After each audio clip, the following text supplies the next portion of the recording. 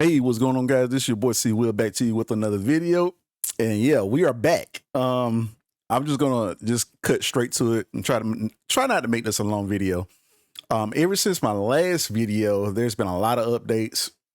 You know, Intel has been pushing out all of the microcode updates. Initially, and I'm just gonna pull this up. Initially, this version 1503. So the board that I have is the Rockstrix Z790-E Gaming Wi-Fi 2. I know it's long as hell. But initially when this was first released, it said beta. So it's no longer in beta. And that's the reason why I didn't jump on it right away, because I don't do beta BIOS updates. There's almost always issues with it. So since it came out of beta, and you know, we have the official microcode update is the 0x129, which is, and I don't want to use the word fix, but it is supposed to keep your chip from requesting vid tables, you know, as far as like voltages. I think it's going above 1.55. I'm not for sure the exact number, but it's supposed to keep it in check, right? And so in between the time, you know, I've been trying to figure out whether or not my chip had any possible signs of degradation.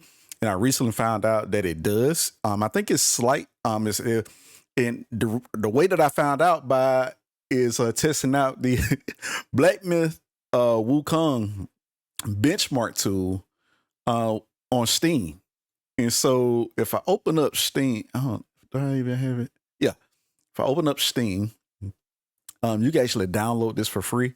And Black Myth Wukong is a Unreal Engine 5 game. So I'm like, okay, you know, this whole thing with 13 gen, 14 gen, Unreal Engine 5 is really where a lot of people, you know, were having issues. And so I didn't think anything of it. I was testing out a couple of things on my chip, trying to run it. I was locking all the cores, running it at 5.8 gigahertz on the P cores.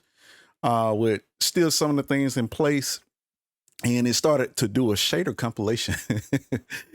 And I got this error, so it's like you could download it. So like if you actually, all right, let me go to the store. I can show you how to download, because we're gonna actually run a test with that today as well. But if you type in Black Myth and just click on like you're about to buy the game, which I am going to buy this game. The reviews have been like phenomenal, but I get into that a little bit later. If we scroll down here, you could, no, not that. Here, you can actually download the benchmark tool. So the game comes out on the 20th. So we had like 4 more days. But anyways, so I downloaded it. So it was installing, and I'm gonna show you, I was able to get a screenshot, and boom, look at this. So it was at 61.30% in the shader compilation. And look at, this is the message that popped up. So this is what I've been trying to figure out, you know, if I could be able to get this to pop up. And unfortunately it did. And I get into a little bit later on in the video whether or not I plan on RMA my chip. We'll see. But it says out of video memory, trying to allocate render resources. Now, y'all know my system. I have a RTX 4090. It has 24 gigabytes of video RAM, so that's not the issue. 14900K, you know what I'm saying? You know, I got 48 gigabytes of DDR5, 7200 megahertz RAM. So it's, you know, top of the line system. But this is the error that a lot of people were getting to let you know whether or not your chip has degradation issues. And so, yeah, I couldn't make it. Now, I will tell you, after a couple of tries, I was able to get through and finish the actual shader compilation. But it's crashed on me like 2 or 3 times. And so I was able to get a snapshot of it. So I was happy I did, because that let me know what I need to do. So since that happened, I've actually been doing some FAFOing, and I decided to put some parameters in place, you know, as far as like BIOS settings and stuff like that, for pretty much to kind of do a fix for myself so I won't have any issues. And so we're going to go inside the BIOS in a minute so you can see what changes that I made personally for my system. And I may keep these changes even after we do the BIOS update today, because I am going to test out the BIOS update. Up here where it shows the core vids, if you click on this inside hardware info, these are not the actual voltages. And if you highlight this, it'll tell you inside hardware info 64, these are what's being requested by the actual CPU, which is, being out of haywire when it comes to the stock settings. So currently right now, I have an undervolt that's going on at, I think it's like, where is it? Right here. So 0.075 volts negative. And I'll show you that. So with the undervolt, along with keeping the power at 253 watts and I think 400 amps, with I think I have a load level 5. I am able to, and also to see the actual voltages that your CPU is actually receiving. You can actually go down here up under the motherboard. Vcore is the actual voltage. And so the highs is on the 1.39 volts. And so, that's why I sit in idle. I think I reset this, a while ago. But so what I've been able to do, because with the undervolt, it keeps the actual chip in line. It keeps the voltages down. So it's not doing, like the high requests. And I got all my cores locked at 5.7 gigahertz when it comes to the peak cores. But I was able, so this is my last run for the multi-core, 39,492. Yeah, so I'm almost hitting 40,000 and consistently without any crashes, no issues. I haven't ran into any issues since I've made the actual changes. And this was just so I could feel good about using my chip and not having an ARM ed. And I'm still thinking about doing it, but I don't know because I haven't ran into any issues since I've done this. So like I said, we'll go inside the BIOS and I'll show you what it is, but I'm not going to run this right now. Actually, I am going to run it because I'm going to show you what the actual, let me reset this. I'm just going to show you just real quick. So while this is, because I did the undervolt and I made the changes and stuff, I pretty much kind of tuned it the way that I like it for myself. Even up on the full load, it's still hitting 5.3 or 5.4 gigahertz on the P cores and 4.2, 4.3 on the E cores. And right now, the vid tables are requesting, as high as 1.2 volt. This is the actual requested voltages. But what the actual Vcore on the CPU, it's 1.72 volts. And so, yeah. And as you can see here, 39,293. Yeah, it bounces. But what if we wanted to look at just a single core? Because the single core is really the issue that a lot of people was running into while the system is idle, and all that different type of stuff. So I stopped it. And as soon as you stop it, you see that? So the Vcore, the highest volt that it hit was 1.385, which is significantly lower than what we were getting on the last video. Same for the requested voltages, significantly lower. So the high was 1.39 from the actual tables that the CPU was requesting, but the actual was 1.385. So the way that I have it set up right now, it works perfect. When I ran, when I ran into the degradation issue, that was before I made the actual changes to my actual 14900K that I'm going to show you. So when I ran this, I had like the P cores at 5.8 gigahertz. I just had, I pretty much had it wide open, tested some stuff out, and I hit that. So really, for all intents and purposes, I was pushing it to 5.8 gigahertz, syncing all the cores is what really caused my issue. So bringing it down to 5.7, which is where I am right now, no issues. Here it says August 8th, 2024. So I downloaded this already. A couple of things that you have to do. I extracted the file, so it'll leave you with this folder. You have to run the actual BIOS renamer, and it'll pop up like this. And you already have my thumb drive in. And it says it's going to rename the actual file to A5462.cap. So just hit any key to continue. And once you do that, it changes the name. So I also have another folder here for my USB drive. And this right here is the last update that I ran in the last video. So I am going to delete it. And let's copy over the new one.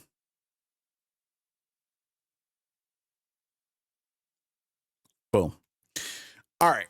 So what we are going to do is once we run the BIOS update, I am going to implement the Intel default settings. And then we'll see how the actual chip just reacts in like normal gameplay and all this stuff. And if it's, we'll run some Cinebench. We'll take a look at a couple of games. We'll even run the benchmarking tool for Black Myth again. But yeah, we'll take a look and see how it performs. And then I'll change it back if I don't like what I see. And when I say change it back, I'll go ahead and make the actual BIOS settings back to what I'm currently using. So, and hopefully I don't run into any issues with my Undervolt and stuff like that, you know, if I need to go back and change it. All right, so let's go ahead and restart. All right, so we are into the BIOS. So if we hit F7 to go into advanced and go over to AI tweaker, currently right here is my current settings that I made personally for myself. So I have the performance preferences on Asus, advanced, OC profile, XMP1, my RAM. We go down here, I have multi-core enhancement disabled.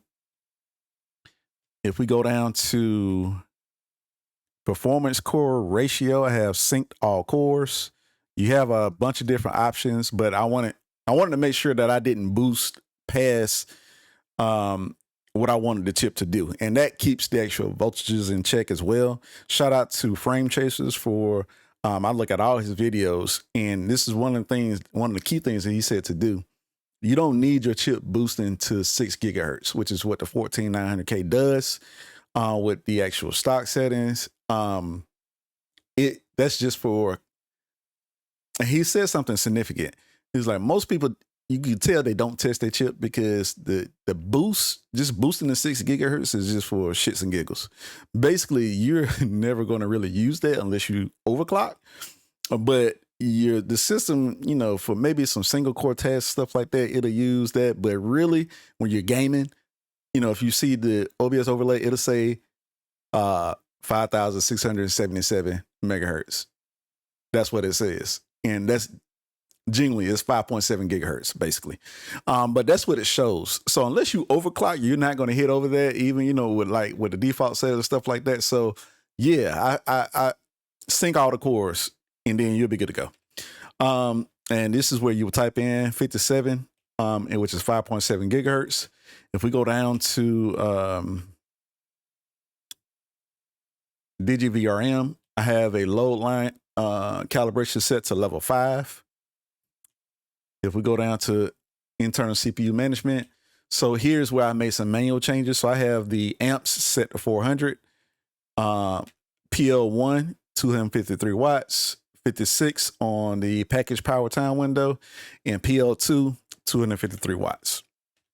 Come out of that, we go to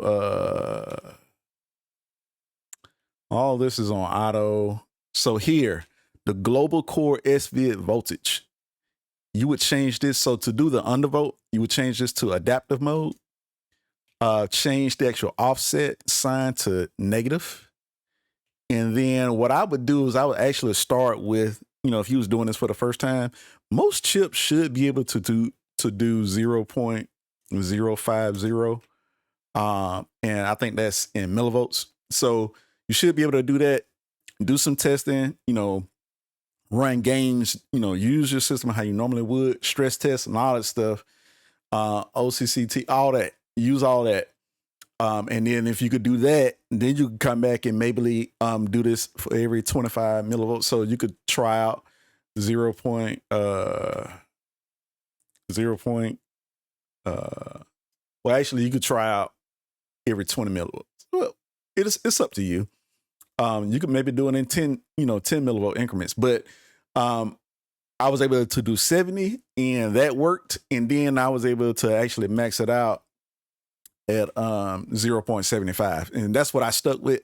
I stopped right there. I didn't go in. I didn't try anything above that because I didn't want to limit the chip either. Because if you go too low, your chip has to operate at a certain voltage to hit a certain amount of gigahertz. So I was stopping it at 0.075, and that worked great for me. The temps, the boosting, the voltages, the SV, all the stuff as you just saw earlier on the video. But this was it. This is all the changes that I made. And when I made those changes, those are the results I was able to get. So to do the actual BIOS update, we need to go over here to the Asus Easy Flash 3 utility. All right, so I need to click on the actual drive. I think it's this one. So we need to go to the USB drive, and it's going to be the one that you know that you like. This is 29,000 megabytes, which is 29 gigabytes. That's my jump drive. And here we can see the actual file here that I just did today. Please back up your BitLocker. I'm not gonna do it. I could always re-put in my information. I'm gonna click yes. Do you want to read this file? Yes. And then it says version 1503. That's correct. Yes. From here, you let the system do what it's supposed to do. It's going to restart a couple of times. Do not interfere with the process, or you're going to be trying to figure out how to unbrick your motherboard. Let it complete the whole process, restarts and everything. And then it's going to restart to a point where you'll see certain things pop up. And it'll let you know, say, okay, hey, you can actually go back into the motherboard settings and like hit F1 for startup, for setup. So let's let this play out.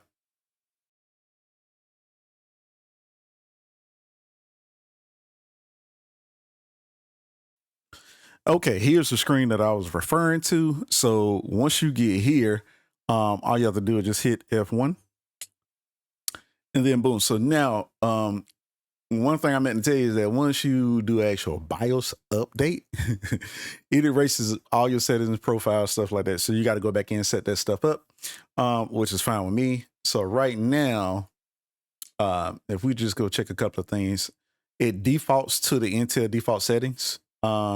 It's on the extreme profile because see, none of this stuff was set up before, right? So this is what it defaults to. It's automatically disabling all of the multi-core enhancement, which is fine. And then if we go down here, the performance cores, everything is on auto. And if we go to, let's just double check. It automatically sets the load line calibration to level 4. And the management. So what it does is it sets it to 400 amps, looks like, right? And then it leaves the actual wattage on auto. So it's going to hit, that's theoretical, but it's pretty much unlimited watts. So this is what it defaults to, mind you, okay? So it's going to be interesting to see what the vid tables will do. And if we go down here to global SV voltage, so that's back on auto, right? So this is what it defaults to. So the only thing that I am going to, let me stop that. The only thing that I am going to change here, I'm going to set XMP on. That's the only thing I'm going to do. Just turn on XMP, leave everything the way that it defaulted.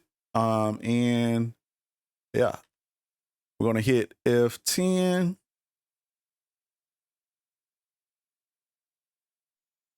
Okay, we are back in Windows, and I am going to set up a few things. Let's go ahead, open up Hardware Info 64, let this run.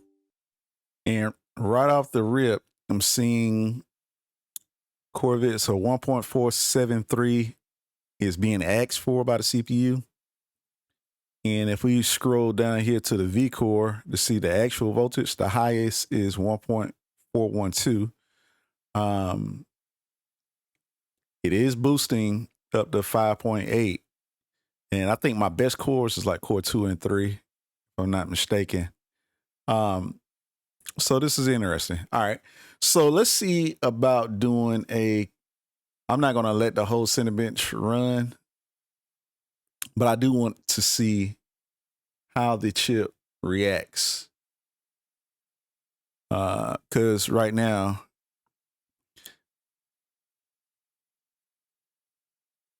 it was on auto, but it's going to see if it's going to pass by this 253 watt mark. So that's interesting. Let's see. So it looks like it's going to leave it at 253 watt. I think it was on auto. So that's interesting. Okay. All right. What are we boot? So right now, with the Intel default settings based off of the newest update, the highest up on the all-core workload is 5.1, maybe 5.2 gigahertz. And then on the P cores, and then on the E cores, it's about 4 gigahertz. We're hitting the max, which it's on auto, so it has it maxed out 253 watts. So far, the max temp is 83. And then Vcore, so the max is still 1.412 volts, and the max being asked for, so it still kind of get up a little bit high, but it's not hitting like what it was before with like 1.5, 1.6 was, what it used to ask for. So actually, this is not bad. And let's see, if I highlight this, without the tuning that I would normally do for myself, this is still hitting 37,000, which I believe in my last video, I was around about 37, 38. So this is it's still good. What's exciting about this though, is that the max temp so far is 90 degrees. That's actually really good. I can't complain about that because it used to max out to 100 degrees. So this is still pretty good. So that's interesting. So let me just stop this. I am going to reset HWinfo 64. And let me click on single core to see what it does. As far as what the highest that it will ask for. So while it's on single core, still boosting up to 5.8 gigahertz sometimes for one of the cores. The max core vid being asked for is 1.45 volts. That's what's being asked for. So far, the Vcore, the max, the actual chip is doing is 1.376. So it's pretty good. So far, so good. I've been hearing, certain people having stories of, the news update messed up my chip. Well, not messed it up, but it was causing issues, crashing, stuff like that. And so far, we haven't ran into any of those issues. Instead of so it seems like the microcode is doing what it's supposed to do. We haven't had anything to go over 1.5, which is great. And as far as the highest, so we're doing a single core Cinebench run, and the highest is 1.403 volts, the highest that it hit. So I am going to stop this, and let's actually take a look at an Unreal Engine 5 game. So I'm going to reset this. Well, we're not going to look at the actual game, but I am going to run the actual Black Myth Wukong Cinebench. I mean, not Cinebench, but benchmark. All right. So we have the overlay at the top left-hand corner. I am in 4K. And I am going to run this. So the settings, I think I got the settings like I wanted. Super resolution is actually, this is DLSS. 75% is quality. Super resolution, okay, DLSS, frame generation on. This is actually how I'm going to play the game at 4K. Full ray tracing. And when they say full ray tracing, that's all the bells and whistles, okay? And the highest is very high. And the graphics preset is cinematic. That's the highest it will go. And just so you can see, I am going to, they have borderless window. I'm going to leave it on borderless. It was set up on 2.9. I'm going to change that, hit confirm, and we're going to make this supposed to be 4K. I was playing this on my ultra wide and messing around with a couple of things. All right. So no VSync. Motion blur is off. I don't use that. And we should be good to go. And let's check it out.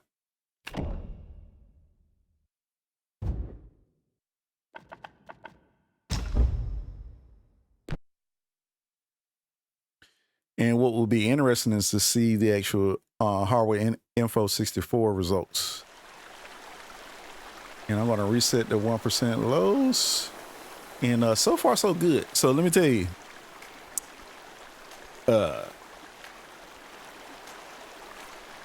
This game looks, and this is just a benchmarking tool, but it looks phenomenal. The full ray tracing. I'm going to tell you something, and I know a lot of people, they hate on the 4090, you know, or whatever the case may be, but let me tell you something. So far, and I won't know until I actually play the game, but frame generation, full ray tracing at 4K. I mean, we have all of the settings maxed out, and the game looks absolutely phenomenal. I've been watching a lot of videos and all that different type of stuff, and the game looks crazy. I can't wait to play it. And we're averaging 97 FPS. And it looks good. It looks very good.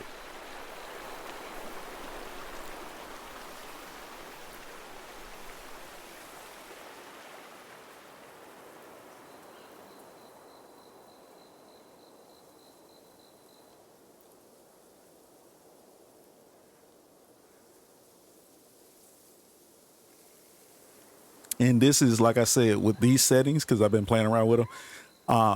Yeah, I want to play this game maxed out. And frame generation is definitely the way that I want to play it. And this is the reason why I go high end. This is the reason, because I want to be able to, when the new games come out and they was like, oh, you know, frame generation, you know, oh, full ray tracing, all this different stuff. Yeah, I want to be able to do it. Okay. The latest version of DLSS looks phenomenal. And yeah, I want to be able to play the game the way that the developers meant for me to be able to play it. I want all the bells and whistles.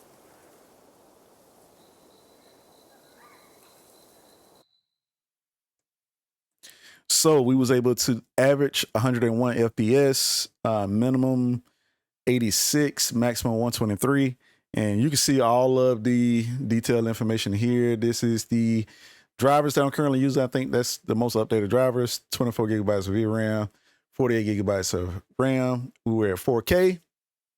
Quality mode renders at 1440p, but it, re-upscales back to, now I will tell you, this says 50% on the super resolution, and I had it on 75. And so I am going to go back and see what happened. I'm going to see if it shows 75 or if it, or is that just a system thing. I could have sworn it was on 75. But I am going to double check. It was on performance. Why did it change? So I'm gonna put this back on 75. Hit apply. And I am going to make sure that nothing else changes. So everything else is still on cinematic. So now those results that we just looked at wasn't right on how I'm going to be playing it, because I want to play on quality. It looked good at performance, but I want to play on quality. Let me make sure nothing else changed. Everything else still seems the same. I bet you it happened when I changed the extra resolution. It's probably what happened. So let me go back, hit benchmark.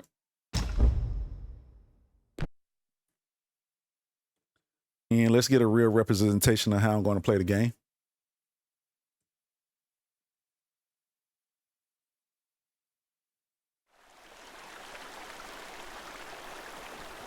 All right, reset the one. Okay, that's more in line with what I thought I was seeing online. Okay, so instead of 100, you know, close to 100 FPS is down to 75. But when you're talking about a game like this, an action RPG,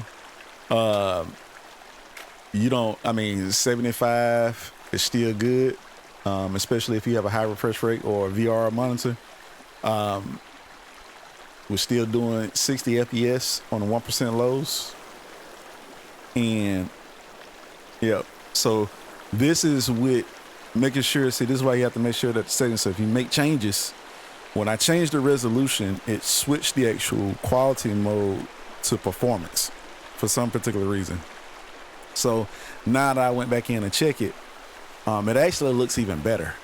And this is just for my keen eyes. I'm so used to, especially, you know, playing in 4K and stuff like that. I can see the difference from playing in quality mode versus performance mode.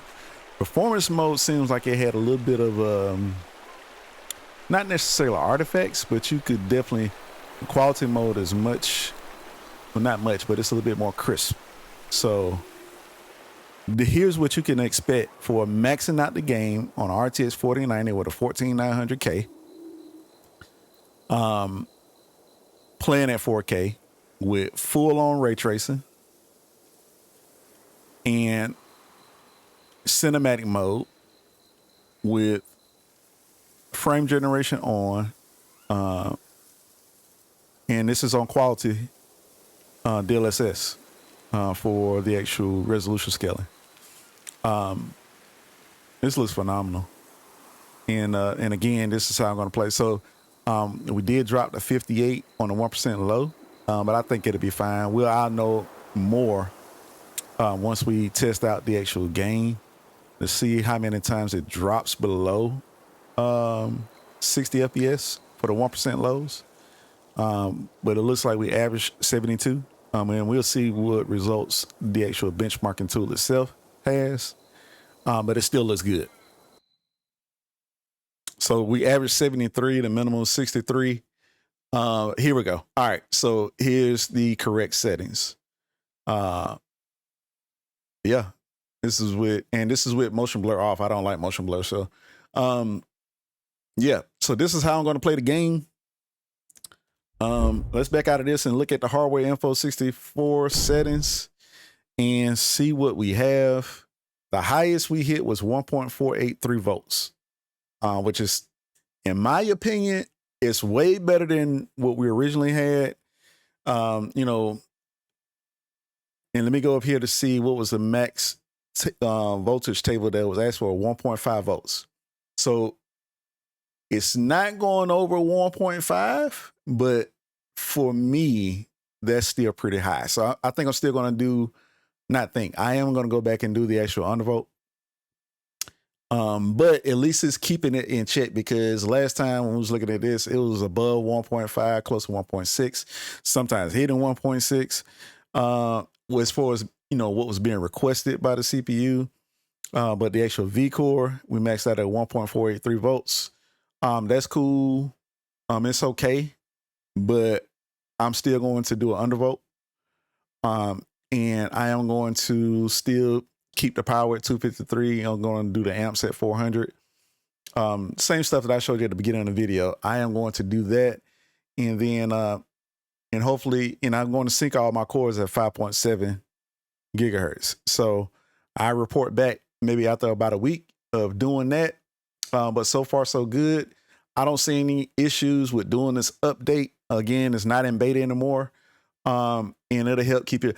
I'm just going to continue to test out my chip. I don't think I'm going to send it back per se. As long as I don't run into any more issues, I am not going to send my chip back. But it's up under warranty. So if I run into any problems, it's up under warranty and I'll do it. But for right now, I am going to keep it.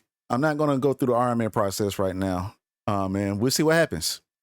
All right, let me know what you think down in the comments below. Hopefully this video helped you out, gave you a little bit of confidence with having the Intel platform. In my opinion, it's still a phenomenal chip. If you are having crashing issues and stuff like that going on, RMA it, and then, you know, update your BIOS, do an undervolt, use some of the settings that you saw here today, and test it out on your system. And man, I'll see y'all in the next video. Peace.